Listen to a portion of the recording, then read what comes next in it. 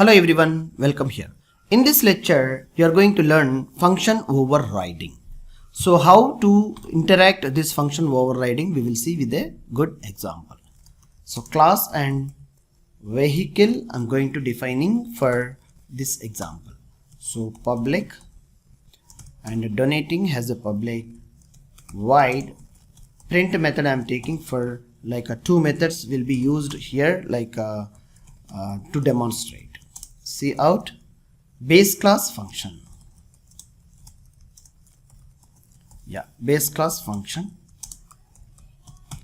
Yeah, now the same thing will be in the like a class of car. So taking a copy of saving the time and paste. So car here and donating and referencing for public like inheritance is happening with the parent class of vehicle. Vehicle, yes, something, yes, vehicle class, parent class of vehicle class. Now here it is a wide same print and it is a for derived or child class function. So two things are very quickly I have created for here. So one class is parent class, base class, and another one is child, like a child class. So print method is very common for two. Print method is common for two. So how I can like instantiate, let's see, if I instantiate of a vehicle,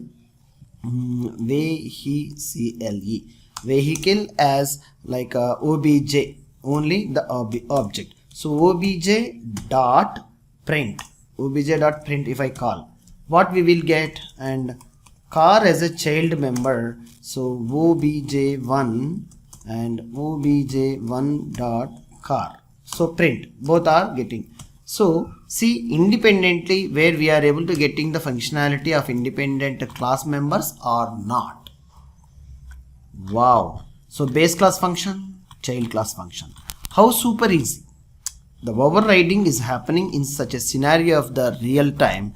The output, the derived function as well as the class function, we are getting independently from the two different class declarations, and the object of class instantiated are for independent objects and unique objects. So we are hopefully we are getting of the fully like handled this overriding technique in C++.